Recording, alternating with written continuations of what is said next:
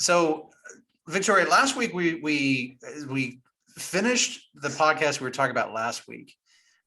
The topic of socialism came up, and I said, "Oh, let's talk about socialism," because it's this buzzword today that I think a bunch of very ignorant people keep throwing around, saying, "Oh, we like this socialism and that socialism." They call themselves socialist, and most people don't have the foggiest idea of what they're talking about. And I think that's the case. You know, they've never read Marx. They don't actually understand the core principles of socialism. They don't even understand what socialism is, how it differs from all these other systems. And most importantly, not only do they not actually understand what the hell they're talking about or what they're saying, but they have absolutely no experience with it whatsoever. And I mentioned this last week. So you were born in the Soviet Union, and you know, you grew up in an era where, you know, the Berlin Wall had fallen, communism sort of died, all these socialist republics, Soviet socialist republics suddenly gained independence, and sort of trying to find their way out of a communist society and into a free market society. I mean, that was sort of the defining environment of your childhood. So you know, what do you think of when you hear people talking about socialism? And what sort of comes to mind? What are the experiences that you think of? It's very true. I think it was such a defining childhood for me that I think most of the beliefs that I have now is because I grew up in that era. And for me, socialism, it's pretty simple. It's when you have a central government, central committee that plans centrally for you everything 5 years in advance. And some people may think that, well, sure, it's so easy, like, why are you complaining about it? Someone does everything for you, don't even have to think. But in reality, like, they tell you what language you have to speak, what food you're allowed to grow, what food you're allowed to eat or even to buy, because nothing is available. And I was telling you this, I think the most ridiculous thing for me is they centrally plan when I am supposed to stay warm and when they can turn the heating on and off, basically. So in Lithuania, you know, winters can be really harsh. I mean, we're talking minus 30 Celsius, which is what, minus 25 I was there, Fahrenheit. I was once there in like late November, early December, and it was horrible. I mean, you know, and I mean, obviously, we used to do our entrepreneurship camps there every summer. In the summertime. And it always sort of makes me think of Mark Twain's quote where he said, "The coldest winter I ever spent was summer in San Francisco." so that's how it is in Lithuania, though. I mean, you get about 6 weeks of summer, you know, in sort of June and July, you know, mid June to late July, and then it's sort of game over. It gets pretty hot, yeah. But summers are really cold. So imagine that. And then you have some anonymous administrator then decides when to turn the heating on for everyone. And it can be end of October, it can be November. And they're like, now I still want to save a little bit of money. I don't feel like it. So there are nights when I'd have to put a coat on, shoes on, fully clothed, get into bed because I'm just freezing. But now you have to wait for the administrator to turn the heating on. So that's socialism for me.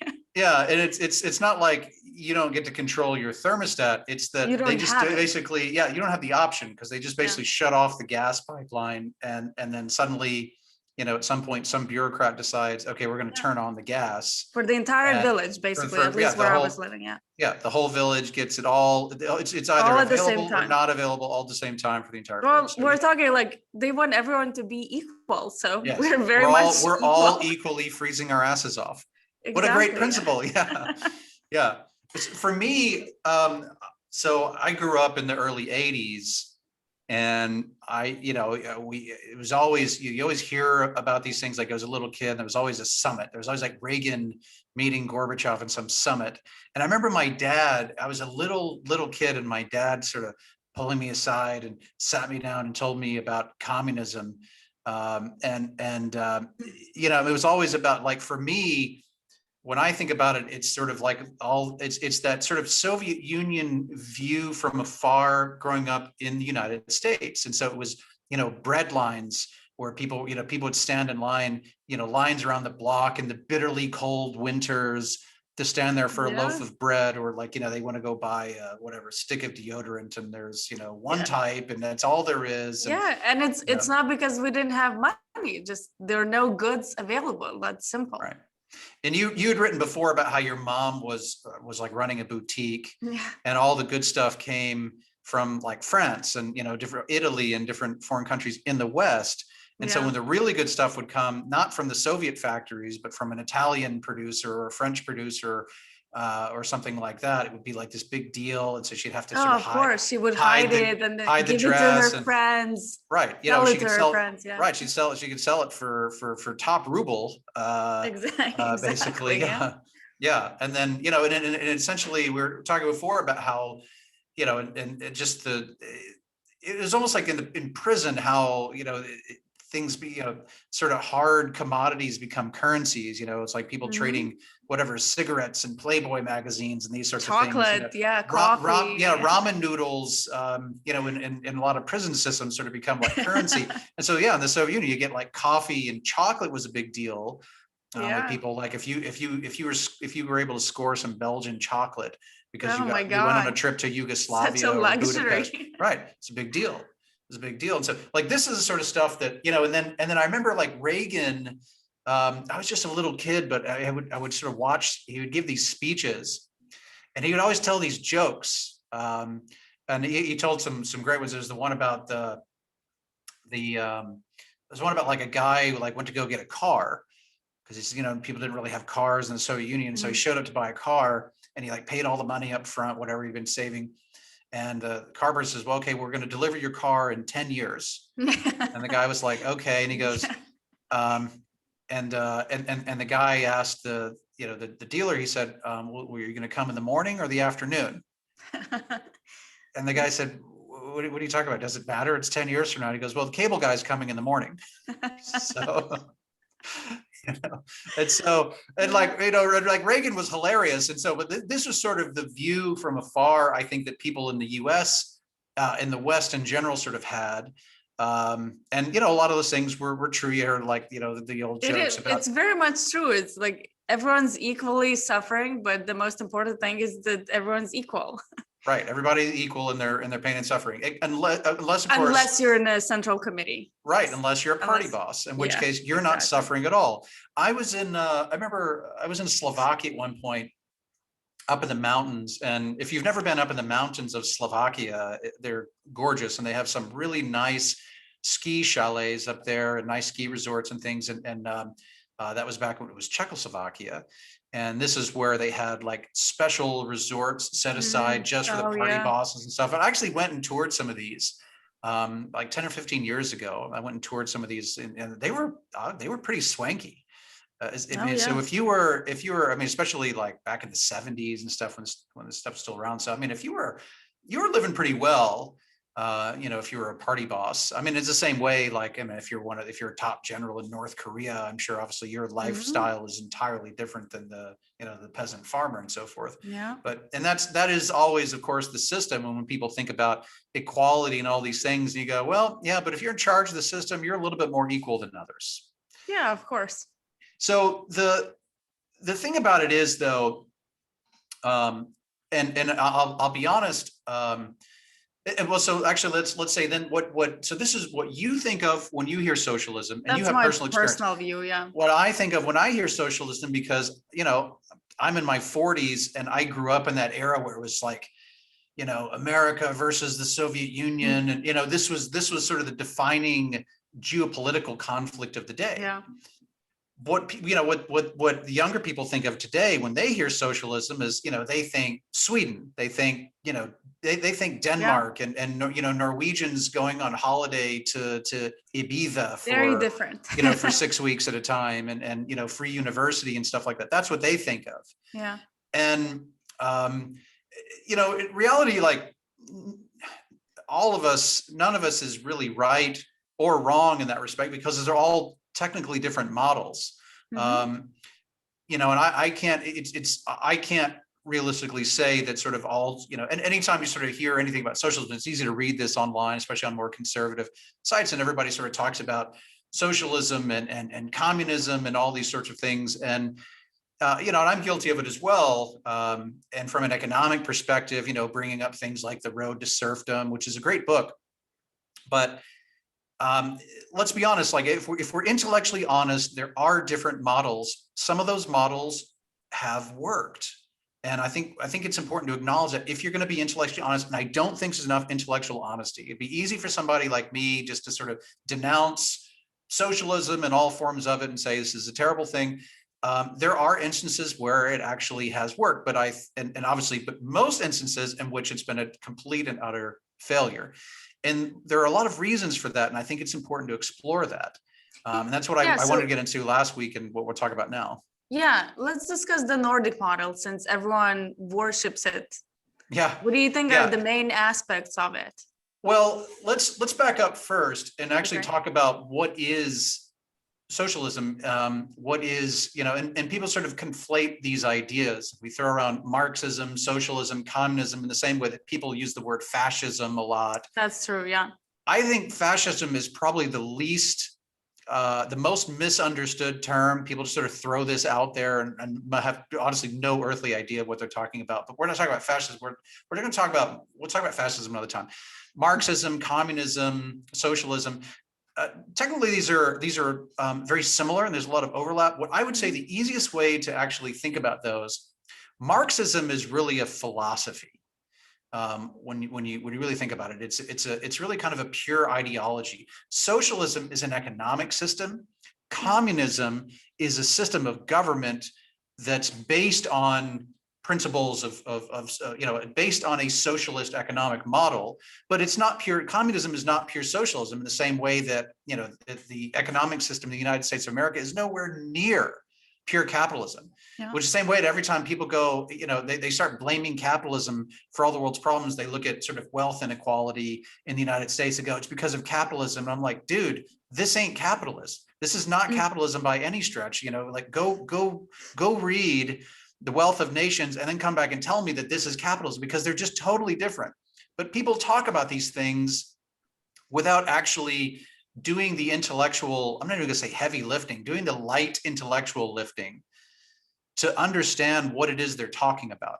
In the same way that, I gripe about this a lot, that people out there, for example, in the crypto space, talking about Bitcoin, whatever, and there's a lot that's worth talking about there, but all these guys who are self-proclaimed experts in cryptocurrency, for example, who don't actually understand any programming languages whatsoever. So the Bitcoin blockchain, which was written in C++, to me, it's like, if you don't know C++, if you haven't studied C++, and you can't examine the blockchain code to actually make it a real analysis of its strengths and weaknesses, I'm sorry, but in many respects, like it's easy. You don't really know for sure what you're talking about. And I think and it's easy to learn. It's easy to get those skills. Yeah. But I think it's just, a lot of people are just intellectually lazy. And so they just sort of look at what somebody else is saying and adopt that and then kind of say that stuff as their own. But it's very easy to do that with political systems and economic systems. And so people sort of conflate all these terms.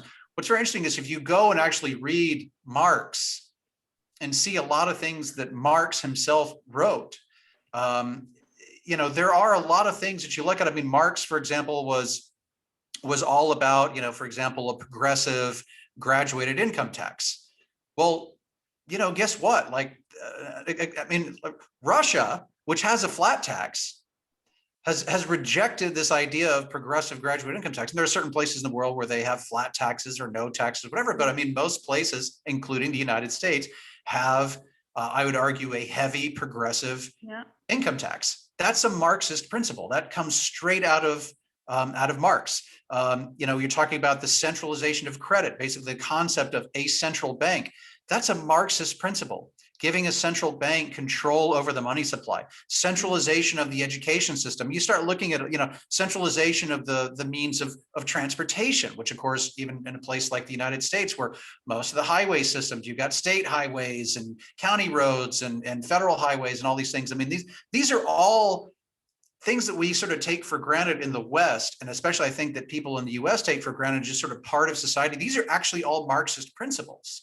So, you could actually argue that, true capitalism would be that all this stuff is privatized. Education is fully privatized. roads and infrastructure is fully privatized. The system of credit, money and banking is fully privatized, but it's not, right? So which is why everybody starts blaming capitalism. You go, dude, go read the Communist Manifesto. Tell me that, look at the 10 commandments, of what Karl Marx himself wrote, and tell me how many of these you actually see, for example, in the United States of America. It's a lot. Yeah. It's a lot. And so people go running the mouth and they have no idea what they're talking about. They don't even understand the difference between these things. So there are, then have been, and throughout history, different sort of forms of socialism, both real and imagined. George Orwell's 1984 was all about Ingsoc, English socialism. That he, at the time that he wrote this, that was, I think, a very real scare. And in some respects, they kind of turned into that a little bit. But then, of course, you have, as you mentioned, the Nordic model.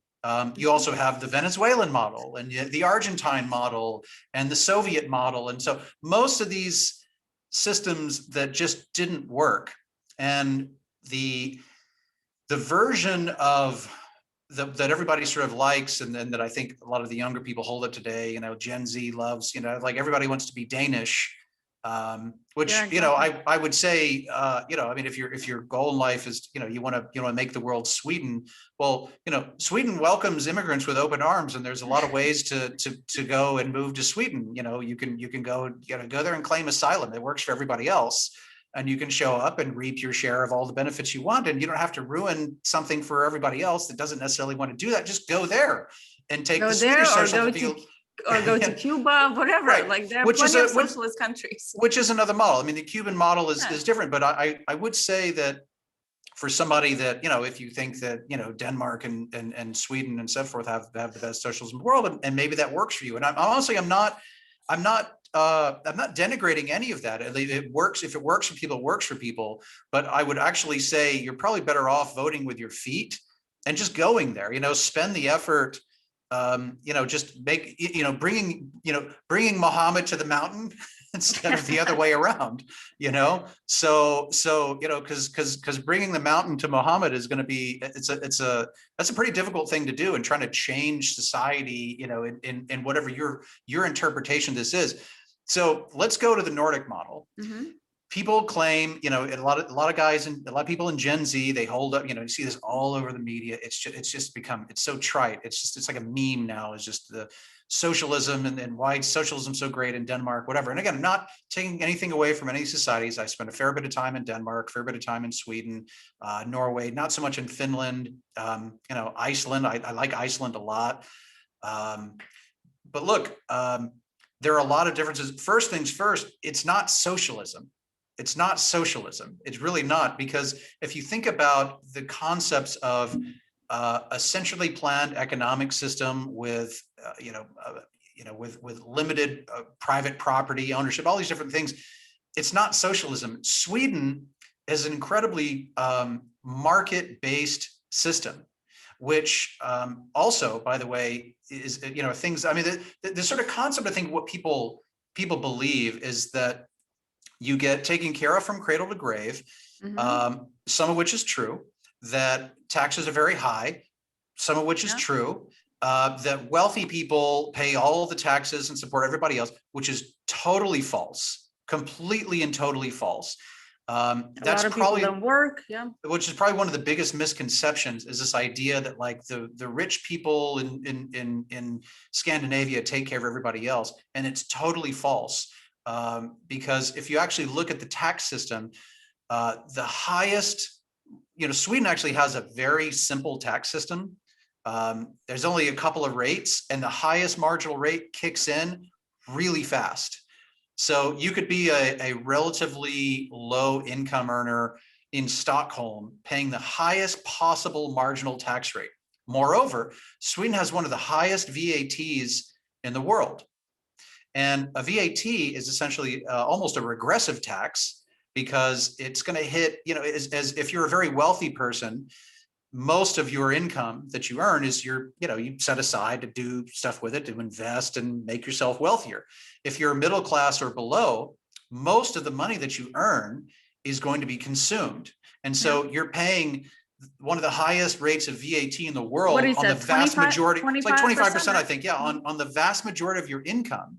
Of course, there are exceptions for food and some of these sorts of things, but I mean, if you're consuming, which is, you know, what you do, in especially when you're in the middle class, you're consuming most of your income, right? You're paying the highest VAT, one of the highest VATs in the world, on the vast majority of your income, versus if you're wealthy, you're paying that on a very small percentage of your income. So VAT is actually regressive. And so with that, and since that's one of the biggest revenue drivers in Sweden that pays for all these things that people love to enjoy and talk about, it's actually being borne by the middle class and the poor, right? And so this is, I think, one of just an enormous misconception.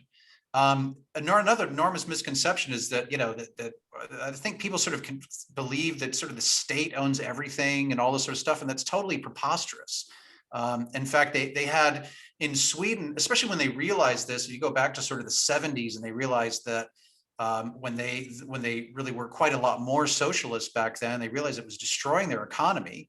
And they really started to privatize and deregulate and a lot of things. And in many respects, I think you could argue that you have a lot more economic freedom in Sweden, that has a much lighter hand against regulation and these sorts of things, than even in the United States.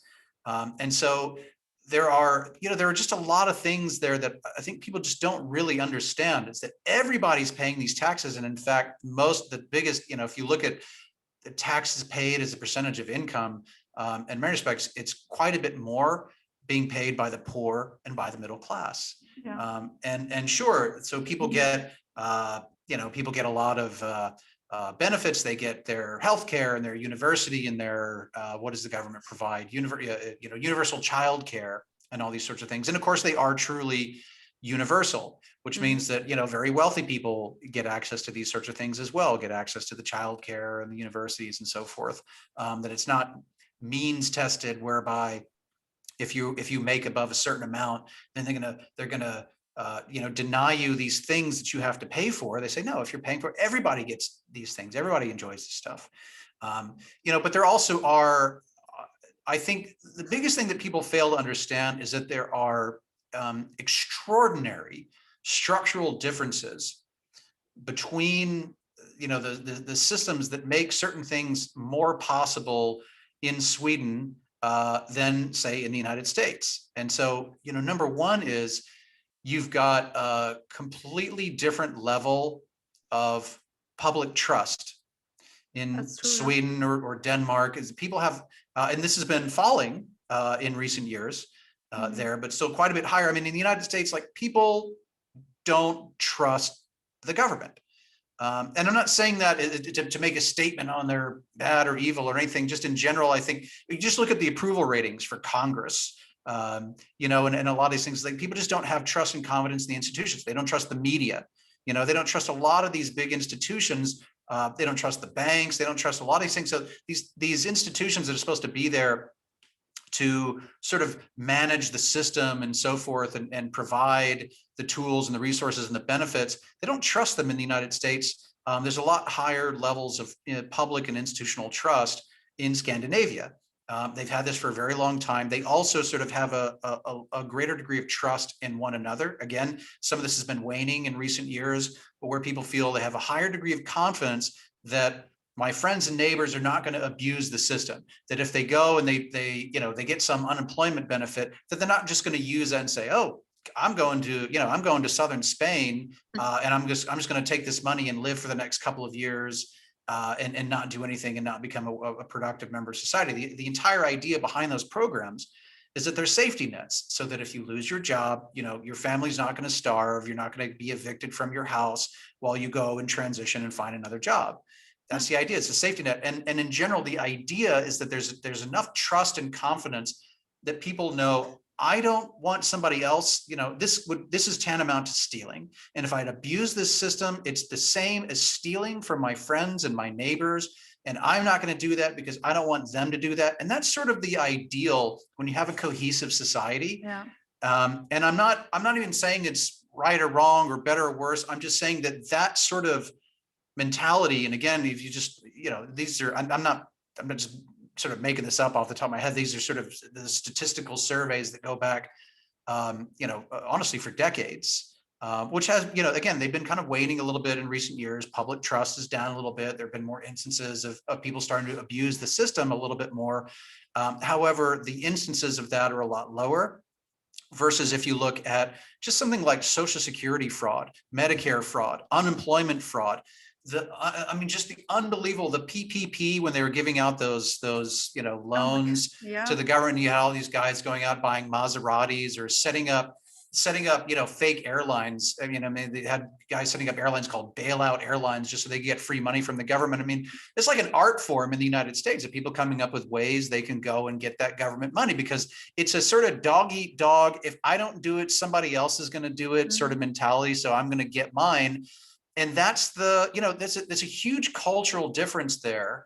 And so to sort of just say like, oh, we're just going to import that system into this culture that has a totally different mentality and just expect that like everything's going to change culturally. It's like, you're just being naive. Honestly, you're just being naive at that point.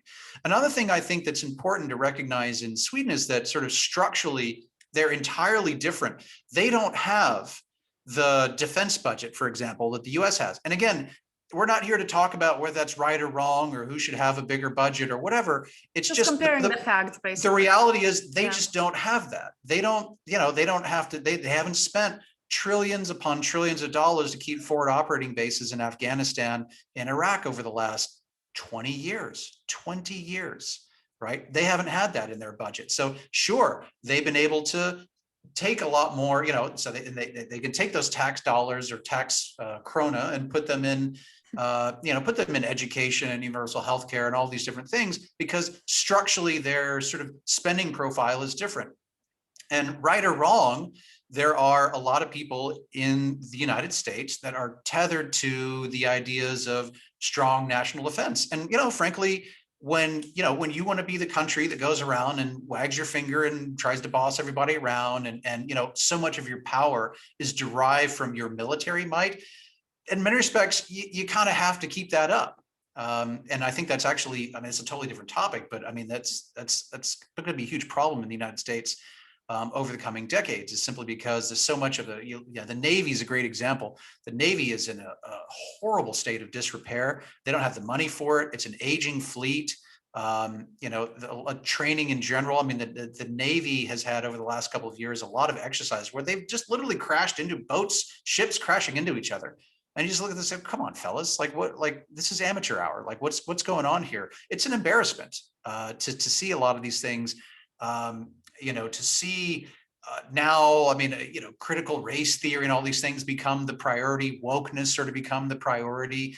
You can't have the most lethal fighting force that has ever existed in the history of the world when these are your priorities. And so if that's sort of how you're holding yourself out to the world, to say we're the bad guys, not the bad guys, but the badasses that can kick anybody's butts, you got to be able to back it up, and they're not able to do that. And so meanwhile, you have other countries that say, well, we're not trying to make that claim at all. We're trying to make the claim that everybody gets 6 weeks of vacation, and we've got the money. We're just living our lives here. We got the money to do it because we haven't spent the last 20 years in Afghanistan, right? Yeah. And so again, it's not about right or wrong. It's just like those are the facts. And so you can't have it both ways. And I think as a final point, the biggest thing that people always miss when they talk about government, they talk about spending it. Every time I hear some politician run their mouth, and I don't deal with parties, whatever. I don't care. I hate thinking about the world between this party and that party and who's, I hate that, because to me, it's like, it's in theory, some different principles, and some people I agree with and some people don't, but I don't like labels anyways.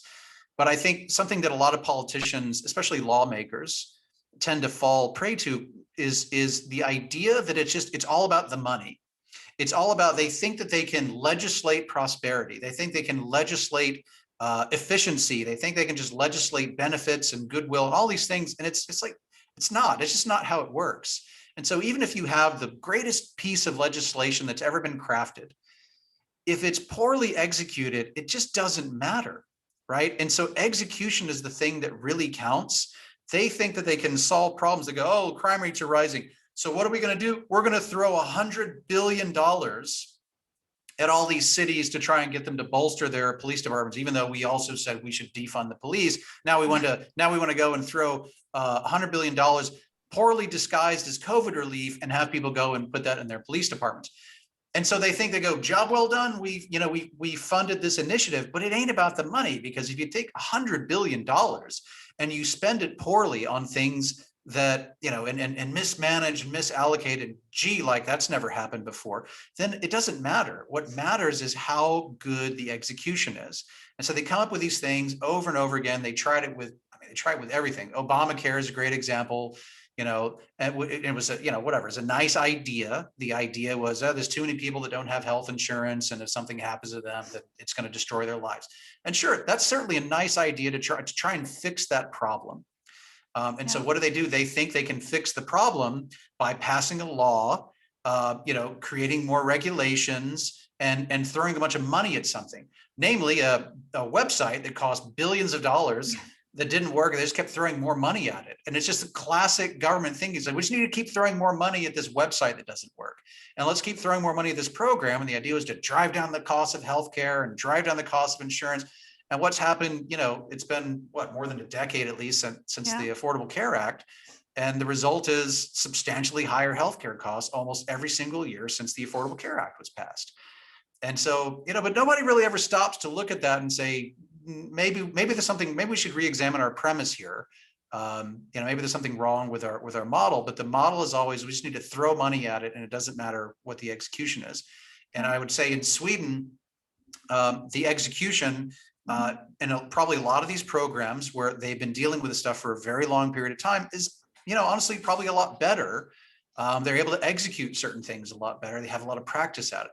So the reality is that, picking up the Nordic model of socialism, is completely ignorant, because it ain't socialism. And anybody wants to talk about socialism, go read Karl Marx, then go and do a comprehensive study of the Nordic model. And, and then if you still think that socialism, then go to Sweden, enroll in their universal healthcare, become a refugee, enroll in their universal healthcare, and then go get your head examined for free. Right?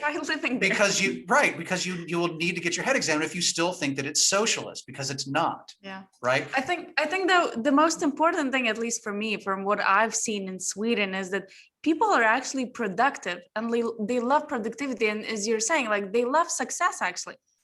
They love supporting businesses, because they know that if they work well, if they produce, they're supporting the business, right. The business will grow, and then everyone in that business will grow together. The employees will grow.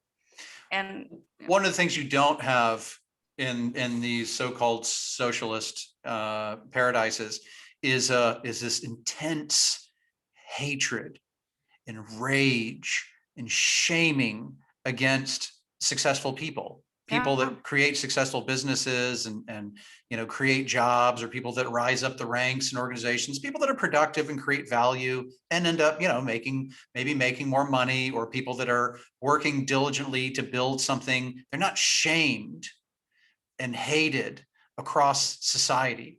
And this is something, and I mentioned this, several weeks ago in one of our podcasts. Karl Marx did not hate wealthy people. He did not hate wealthy people. Karl Marx quite liked wealthy people, because wealthy people were his benefactors. There goes that Marx again. Let's kick him a couple of pounds. He was living in London. Let's kick him a couple of pounds. He's a good drinking buddy. He's a lot of fun. Yeah. He tells hilarious stories. The guy's hilarious. He liked wealthy people because wealthy people paid the tab for him. He was living off their generosity and their good graces. Karl Marx didn't like the system under which people got wealthy, but he didn't hate wealthy people. And in the United States, this American, new American socialism that is emerging is actually not socialist at all. It's not socialist at all, because it doesn't actually really abide by even some of the core principles, of Marx. It's confiscatory in many respects, but even a confiscatory system isn't actually even really socialism. Because the idea was at least a kind of sharing and so forth. This is, this idea of something that's so confiscatory. I mean, I always joke about it. It's just, somebody just sort of some party boss who feels entitled to take in their sole discretion as much of your stuff as they want. This is not socialism, because at least under a socialist system is sort of the rules are sort of fair and equal and apply to everybody across the board. But in this new American socialism, the idea is we want to target this very specific group of people. And not only do we want to relieve them of their property and confiscate their assets and come up with all sorts of things. I mean, Sweden doesn't have an unrealized capital gains tax. Sweden abolished its wealth tax. They realized it was a stupid idea. And all these things, people go, we want the Swedish model. And they go do these things that are distinctly not Swedish. It's totally stupid, right? And even Marx realized that a lot of these things were dumb ideas. But they want to do this in the United States. They want to come up with new ways. They want to invent ways to tax people. They want to go back in time to steal your money, to change the rule of law. And on top of that, they want to shame you and say that you're a terrible person because you've been successful in your life. And, this is one of these things when you look back, and again, I think back on my childhood in the 80s when people aspired to be wealthy, people aspired to be successful. They were elevated and praised for that and honored. And now it's you're derelict and suspicious and this is one of the reasons why I think so many of these billionaires go and they grovel and they say things that are they're basically endorsing Marxist principles because they're trying to save their own asses. They say, oh, I'm going to give $1 billion to whatever bullshit thing that's popular with the Twitter mob today, because they're just trying to save their own asses. It's just a tax by another means. So again, I think the bottom line is when people sort of talk about socialism, I think most people don't have the foggiest idea of what they're talking about. The real facts are out there. And the reality is that, Scandinavia, the Nordic model is not socialist, but, the Nordic model works in the Nordic countries. Works for them, yeah. It works for them to a degree. And I think that, I think that for a lot of people, I mean, look, they do consistently rank very highly in the happiness index. The happiness index. And I got to say, I'm going to say this. There's somebody out there, and I actually owe an apology to for this, because we had a conference 10 years ago, and somebody asked me this question. And I was a lot younger back then. It was longer than that. I don't know. Anyways, a long time ago. And somebody asked me this question. They're in the audience. And they asked about, well, like, if socialism's so bad, why are all these, Swedish people always ranked so happy in the happiness index? And I was actually, I at the time, before I'd really thought too deeply about it, I found the question preposterous. I was actually very rude to this person because I owe this person an apology because it's not only is it a valid question, but at the time, my answer was wrong and totally inappropriate. But I think the answer is truly that because in certain systems, it can work if the ingredients are there, and it's not my place to go and dump all over somebody else's system that's, if it's working for them. That's sort of the nice thing about it, is that if it works for the majority of the people there, whatever, then fine, they're welcome to stay. And also it's attracted a lot of people to Swedish soil to want to take advantage of that stuff, and other people would say, what, this isn't really for me anymore. And I've met a lot of Swedes who have moved and they've gone off to other places where they don't have to participate in that anymore. And that's really, I think, the nice thing about voting with your feet.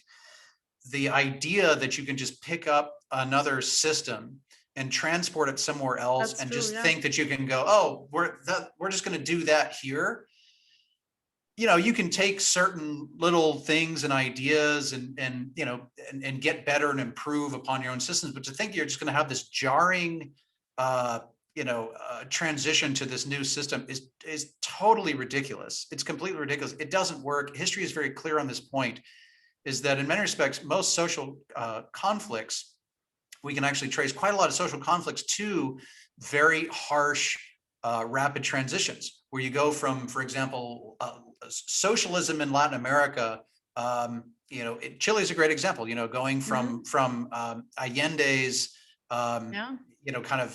Marxist utopia to a right-wing military dictatorship, and something like that happening overnight. When you have these hard transitions, the fall of the Soviet Union, right? That was a hard transition, where one day you're in the Soviet Union, the next day it's like, oh, we're an independent country, and Mhm. where's that guy with the keys to the gas, and Yeah, all, and it takes years to it takes adjust. years. It takes years. I mean, Decades. Yeah. your entire childhood was still basically marked by the Yeah. remnants of the Soviet Union. Yeah, exactly. It And took so Lithuania probably, I don't know, 15 years at least to actually be what it is now. Yeah. to find its way, right? And Yeah. there's a lot of conflict. I mean, when in Russia, you had this immediate power vacuum, and the mafia took over, and there was also brutal gun violence. I mean, so these transitions, when they're very sudden like that, are extremely difficult and prone to a lot of conflict. What generally happens is that these things are sort of slow and gradual transitions over time. And throughout history, we see examples of this, of usually the younger generation wanting to put their foot on the gas pedal, saying, let's go faster in this transition. And older people saying, whoa, whoa, whoa, slow down, cowboy. Let's take this slow. And but the reality is, once you get on that trend line, it becomes virtually impossible to get off. Once nations they reach a point, nations, societies, economies reach a point of kind of no return.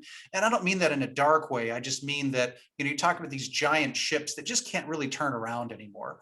They're in a very narrow lane, and they're saying, okay, this is the direction that we're going. And we can go faster, we can go slower, but we can't really turn around until we get out into open water. And that's a Yeah. really long ways from now. And so once you sort of get on that trend line, and I think most of the West, China is on an obvious trend line.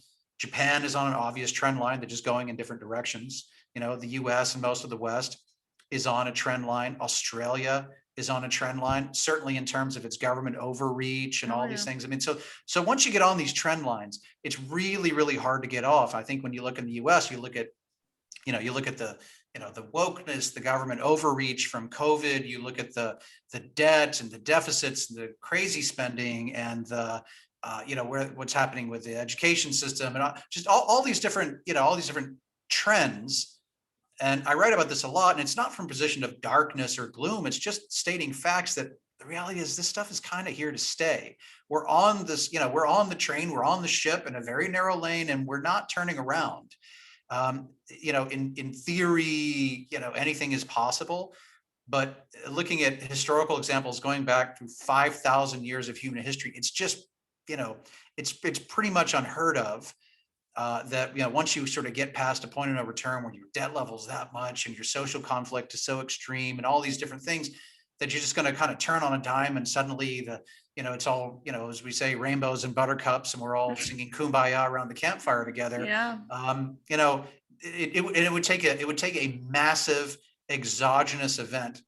When was the last time, think about it, if you're old enough, when was the last time you really felt hardcore national unity I'm going to say the United States in particular?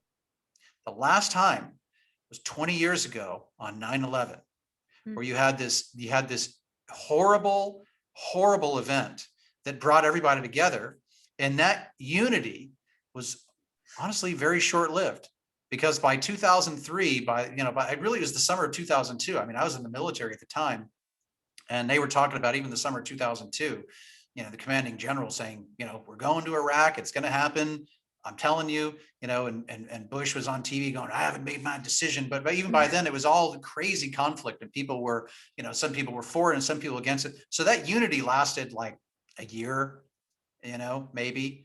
And so that's kind of really what it is. So this isn't dark, this isn't pessimistic or ever. I'm, again, wildly optimistic about the future of humanity. And as I've said before, I wouldn't have brought a child into this world if I didn't have that view. But I think it's important to be realistic about these trends and understand that, these countries, a lot of these countries, that, they're on the train, they're on the ship, they're not turning around, and things are just going to keep moving in that direction. It's really, really, really, really, really hard to turn that stuff around. The good thing is, if you're on that train and you see where the train is heading, you can get off the actually train. choose to get off, exactly, and get on You can another get off the train. You can get off the train anytime you want, and all the Exactly. tools and all the resources are at your disposal. And that's the reason why this isn't dark and gloomy. Yeah, there's a lot of people that say we love socialism. They have no idea what they're talking about. And there's a lot of people that want to scream at you because whatever, you're successful because you don't use the right pronouns, or because silence is violence, or whatever. I wrote something yesterday saying that the irony is that, using the French wars of religion as an example. I mean, these are people that believe in the same God, believe in Jesus Christ, believe in the Bible, believe in all that. They're exactly the same on 95% of the issues, and they still had decades of civil war with each other over the 5% where they were different. I held up two hands, but 5% where they're different. And I think it's, again, it's one of these things where it's like, I think most people probably think that racism is evil and stupid and pointless and has no business being in a civilized society. I think most normal people are good, wholesome, decent people everywhere in the world who go, racism is just completely ridiculous. This is stupid. And we should be past this. It's pointless. And of course I wouldn't want to have anything to do with this. And of course, whatever. And I would want my children to be taught that same thing.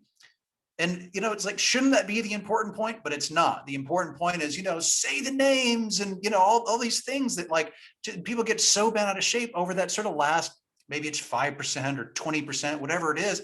But the most important stuff, people kind of agree on. And yet still we have that conflict. And so, like, that's the train that we're on. And so if you can get off that train, and there are certainly a lot of tools and resources, but it just really starts with you having to have a sober understanding of the facts and the realities, and just say, okay, do I want to be on a train where people are screaming at me, people are hating me, that they're conjuring money out of thin air, they're debasing the currency, manufacturing inflation, denying that they're manufacturing inflation, going deeper into debt, and indebting our kids and grandkids and children that won't be born for decades to come. And now they're regulating businesses. I mean, I love this. We got the American Jobs Act, as if we need the government to create more jobs, right? You got private businesses that are starving, right? They've got businesses that are starving for employees, and now here comes the federal government to the rescue to create more jobs. And they're already paying people to stay home to be unproductive. But if that weren't bad enough, now they want to pay people to join the climate brigade and have all these young people run around and scream at you even more for other stuff. And like, this is what they consider a productive use of labor. I mean, this is totally insane, but like, that's the train that you're on, and you've got to understand that. And if you understand that, and then you have the courage to be intellectually honest with yourself and with your family, and sort of think independently about it, realize, like, you can step off that train whenever you want, and you have options and resources at your disposal. And it's really all a choice, and you still have that choice. You have the power to make that decision. Yeah, and we're here to help. I mean, this is exactly where we're talking at Soverman. We're just showing what the rest of the world looks like. So, thanks so much, James. Is that a positive enough ending for this week? Yeah, I wanted to say I'm so glad that another talk ended on a positive note. You're going to cut me off before I say anything else, so. Pretty much, yes. Okay. All right. Well, thanks everybody for listening. Appreciate it as always.